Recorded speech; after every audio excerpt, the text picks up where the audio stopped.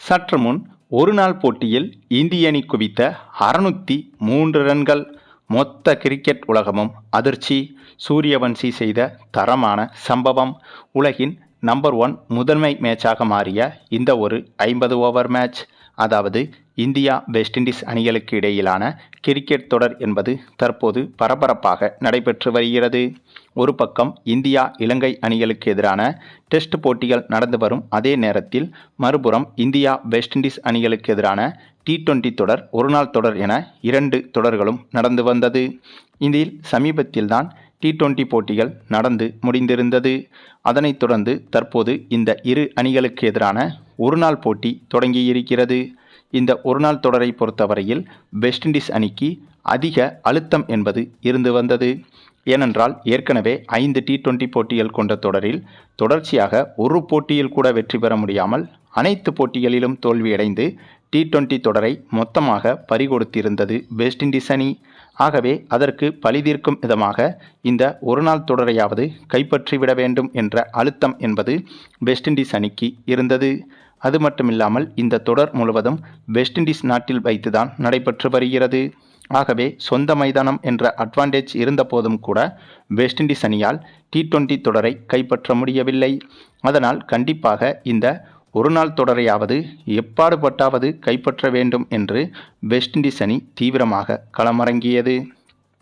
அதே சமயம் இந்திய அணியை பொறுத்தவரையில் இந்த வெஸ்ட் இண்டீஸுக்கு எதிரான ஒருநாள் தொடரையும் கைப்பற்றி மொத்தமாக இந்த சீரீஸை வாஷ் அவுட் செய்ய வேண்டும் என்றுதான் இந்திய அணியும் நினைத்தது. அதன் காரணமாகத்தான் இந்த ஒருநாள் போட்டியில், அதாவது இந்த வெஸ்ட் இண்டீஸுக்கு எதிரான ஒருநாள் தொடரில் சூரியவன்சிக்கு வாய்ப்பு கொடுக்கப்பட்டிருந்தது. வழக்கமாக T20 தொடரில்தான் சூரியவன்சி களமிறக்கப்பட்டு வந்தார். இப்போது இந்த வெஸ்ட் இண்டீஸுக்கு எதிரான ஒருநாள் தொடரிலும் சூரியவன்சி சேர்க்கப்பட்டார்.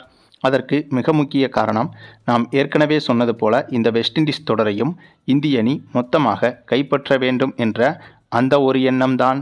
ஆனால் இந்த தொடரை பொறுத்தவரையில் வெஸ்ட் இண்டீஸ் அணி வெற்றி பெறுவதற்கும் வாய்ப்புகள் என்பது அதிகமாகவே இருக்கிறது. ஏனென்றால் தற்போது இலங்கை அணிக்கு எதிராக நடந்து வரும் டெஸ்ட் தொடரில் சுப்மன் கில், KL ராகுல் உள்ளிட்ட முக்கியமான வீரர்கள் விளையாடி வருகின்றனர். இவர்கள் இருவரும் ஒருநாள் போட்டிகளில் சிறப்பாக விளையாடக்கூடியவர்கள். ஆனால் இப்போது இலங்கை அணிக்கு எதிரான டெஸ்ட் தொடரில் விளையாடி வருவதால் இவர்கள் இல்லாமல்தான் T20 அணியின் கேப்டனான ஸ்ரேயஸ் ஐயர் தலைமையில்தான் இந்த ஒருநாள் அணியும் களமிறங்கியது. அதுவும் அப்படியாக நடைபெற்ற இந்த முதல் ஒருநாள் போட்டியை பொறுத்தவரையில் ரோஹித் சர்மா, விராட் கோலி போன்றவர்கள் இந்த போட்டியில் களமிறங்கவில்லை. இவர்களுக்கு பதிலாக மற்ற இளம் வீரர்களைத்தான் இந்திய அணி இந்த போட்டியில் பயன்படுத்தியிருந்தது. ஆகவே ரோஹித் சர்மா, விராட் கோலி, KL ராகுல், சுப்மன் கில் உள்ளிட்டவர்கள் இல்லாதது என்பது வெஸ்ட் இண்டீஸ் அணிக்கு இந்த ஒருநாள் தொடரில் கூடுதல் சாதகமாக பார்க்கப்பட்டது. இப்படிப்பட்ட சூழலில்தான் இந்த இரு அணிகளுக்கு எதிரான முதல் ஒருநாள் போட்டி தொடங்கியது. அப்படியாக தொடங்கிய முதல் ஒருநாள் போட்டியை பொறுத்தவரையில் டாஸை வென்ற வெஸ்ட் இண்டீஸ் அணி முதலில் பந்து வீசுவதாக முடிவு செய்திருந்தது. அதனைத் தொடர்ந்து பேட்டிங் செய்ய களமிறங்கிய இந்திய அணியை பொறுத்தவரையில் இந்த முறை புதிய ஓப்பனரான சஞ்சு சாம்சனும் சூரியவன்சியும் களமிறங்கினார்கள். இவர்களது ஜோடி என்பது இப்போதுதான் புதிதாக களமிறங்குகிறது. ஆகவே இவர்களின் அணுகுமுறை என்பது எப்படி இருக்கும் என்ற எதிர்பார்ப்பும் இந்திய ரசிகர்கள் மத்தியில் இருந்து வந்தது. அத்தகைய எதிர்பார்ப்புகளுக்கு தீனி போடும் வகையில்தான் இவர்களது ஓப்பனிங் பார்ட்னர்ஷிப்பும் அமைந்திருந்தது. ஆமாங்க, இந்த இருவரும் பேட்டிங் செய்ய களமிறங்கி அதிரடியாக விளையாடி ஓப்பனிங்கில் அதிரடியில் மிரட்டிவிட்டனர். அதுவும் இந்த போட்டியை பொறுத்தவரையில் முதல் 2 ஓவர்கள் வரை சஞ்சு சாம்சனுக்கு பேட்டிங் செய்யும் வாய்ப்பு கிடைக்கவில்லை. முழுக்க முழுக்க முதல் 2 ஓவர்கள் வரை முழுவதும் சூரியவன்சி தான் பேட்டிங் செய்திருந்தார்.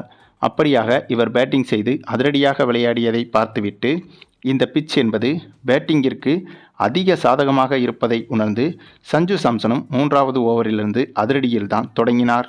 வழக்கமாகவே சஞ்சு சாம்சனின் பேட்டிங் ஸ்டைல் என்பது ஆரம்பத்தில் நிதானமாக விளையாடி போக போக அதிரடியாக விளையாடக்கூடியவர். ஆனால் இந்த போட்டியில் சூரியவன்சியின் அதிரடியை பார்த்துவிட்டு சஞ்சு சாம்சனும் முதல் பந்திலிருந்தே அதிரடியை தொடங்கிவிட்டார். இந்த விஷயந்தாங்க சூரியவன்சி இந்திய அணியில் இருப்பதற்கான முக்கிய பலமாக மாறுகிறது. ஏன்னா சூரியவன்சி போன்ற ஒரு இளம் வீரர் அதிரடியாக விளையாடும்போது இந்த சிறுவனே இந்தளவுக்கு அதிரடியாக விளையாடும் போது நாம் ஏன் விளையாடக்கூடாது என்று மற்ற இந்திய பேட்ஸ்மேன்களுக்கும் அந்த ஒரு எண்ணம் தோன்றும். அதுதான் இந்திய அணியின் தற்போதைய தொடர் வெற்றிகளுக்கு முக்கிய காரணமாகவும் மாறி வருகிறது. ஆக இந்த போட்டியிலும் கூட சூரியவன்சியின் அதிரடியை பார்த்து சஞ்சு சாம்சன் அதிரடியாக விளையாடினார். அதிலும் இந்த போட்டியில் வெறும் 5 ஓவர்களிலேயே இந்திய அணி 60 ரன்களை கடந்துவிட்டது. அதுவும் இது ஒரு 50 ஓவர் போட்டியாகும். T20 மேட்ச் கூட கிடையாதுங்க. அப்படி இருந்தும் கூட இந்த போட்டியை வெறித்தனமான அதிரடியில் தொடங்கியது இந்திய அணி. அதன் பிறகு தொடர்ச்சியாக சிக்சர்கள், பவுண்டரிகள் என பிளாசிய நம்முடைய சூரியவன்சியும் சஞ்சு சாம்சனும் சேர்ந்து அதிவிரைவாக 2 பேருமே சதத்தை தொட்டுவிட்டனர். பின்னர் 121 ரன்கள் எடுத்திருந்த போது சஞ்சு சாம்சன் அவரது விக்கெட்டை இழக்க, அதற்கு பிறகு இசான் கிசான் களமிறங்கினார். இசான் கிசானும் சூரியவன்சியும் சேர்ந்து அடுத்த ஒரு மிரட்டலான பார்ட்னர்ஷிப்பை அமைத்து கொடுத்தனர். அதுவும் இந்த இருவரும் போட்டி போட்டுக்கொண்டு சிக்சர்கள், பவுண்டரிகள் என மாற்றி மாற்றி விளாசினார்கள். இதற்கு முன்பு சஞ்சு சாம்சன் கூட இந்தளவுக்கு அதிரடியாக விளையாடவில்லை. ஓவருக்கு 1 சிக்சர் 2 பவுண்டரி அல்லது 2 சிக்சர் 1 பவுண்டரி என்பதைப் போலத்தான் அடித்து வந்தார். ஆனால் இந்த இருவரின் பார்ட்னர்ஷிப் என்பது, அதாவது சூரியவன்சியும் இசான் கிசானும் சேர்ந்து பேட்டிங் செய்ததை பார்க்கும்போது ஒரு ஓவருக்கு 4 பவுண்டரிகள் அல்லது 3-4 சிக்சர்கள் என வந்து கொண்டிருந்தது. அந்தளவுக்கான ஒரு காட்டுத்தனமான அதிரடியை இவர்கள் வெளிப்படுத்தி வந்தனர். இவர்களின் அதிரடியை பார்க்கும்போதே தெரிந்துவிட்டது இந்த போட்டி என்பது சரித்திர நம்பர் 1 போட்டியாக மாறப்போகிறது என்று. ஆமாங்க, அதை உறுதிப்படுத்துவது போல இந்த போட்டியில் நம்முடைய சூரியவன்சி மட்டுமே அதிரடியாக விளையாடி 253 ரன்கள் வரை தனி ஆளாக எடுத்திருந்தார். இவ்வளவு ரன்களை எடுப்பதற்கு இவர் எதிர்கொண்ட பந்துகளின் எண்ணிக்கை தான் மிக மிக ஆச்சரியமான விஷயம்.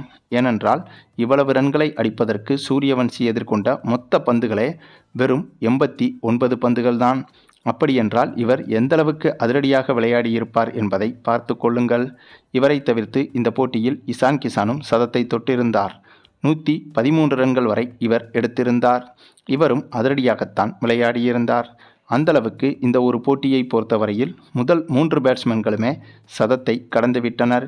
கிட்டத்தட்ட இவர்களே இந்த போட்டியில் கடைசி வரை பேட்டிங் செய்திருந்தனர். அதன் பிறகு கடைசி சமயத்தில் களமிறங்கிய மற்ற இந்திய பேட்ஸ்மேன்களை பொறுத்தவரையில் அவர்களும் ஓரளவுக்கு அதிரடியாகவே விளையாடினார்கள். ஆனாலும் கூட இந்திய அணியின் ஸ்கோர் என்பது விண்ணை முட்டும் அளவுக்கு ஒரு சரித்திர ஸ்கோராக மாறியது. இந்த போட்டியில் இந்திய அணி சரியாக 603 ரன்கள் வரை எடுத்துவிட்டது. எப்படி? 603 ரன்கள். இந்தளவுக்கு ரன்கள் என்பதை ஒரு நாள் போட்டியை பொறுத்தவரையில் இதுவரை கற்பனை கூட செய்து பார்க்க முடியாத ரன்களாகும். ஏனென்றால் ஒரு நாள் போட்டியை பொறுத்தவரையில் 300 ரன்கள் அடித்தாலே அது மிகப்பெரிய விஷயமாகும். அதுவும் 400 ரன்கள் எடுத்துவிட்டால் அது மிக மிக பெரிய உலக சாதனையாகும். அப்படி இருக்கும்போது 400 ரன்கள், 500 ரன்கள் என கடந்து 600 ரன்களை தாண்டி இருக்கிறது இந்திய அணி. அப்படியென்றால் இந்த போட்டியில் இந்திய அணியின் பர்ஃபார்மன்ஸ் என்பது எந்த அளவுக்கு இருந்திருக்கும் என்பதை கற்பனை செய்து பாருங்கள். அதேபோல இந்த போட்டியில் வெஸ்ட் இண்டீஸ் அணியின் நிலைமையையும் கொஞ்சம் யோசித்து பாருங்கள். ஏனென்றால் இந்த போட்டியின் ஒரு கட்டத்திலெல்லாம் வெஸ்ட் இண்டீஸ் பவுலர்கள் என்ன செய்வதென்று குழம்பிவிட்டார்கள். வெஸ்ட் இண்டீஸ் வீரர்கள் யார் யாருக்கு எப்போது பந்து வீச கொடுப்பது என்ற குழப்பமே வெஸ்ட் இண்டீஸ் அணிக்குள் வந்துவிட்டது. அதற்கு ஒரு உதாரணம்தான் இந்த போட்டி குறிப்பிட்ட நேரத்திற்குள் நடந்து முடிக்கப்படவில்லை.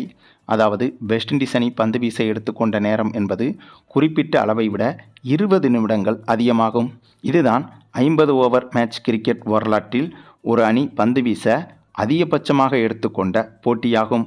அந்தளவுக்கு இந்திய அணி இந்த போட்டியில் வெஸ்ட் இண்டீஸ் அணியை மொத்தமாக வச்சு செய்துவிட்டது.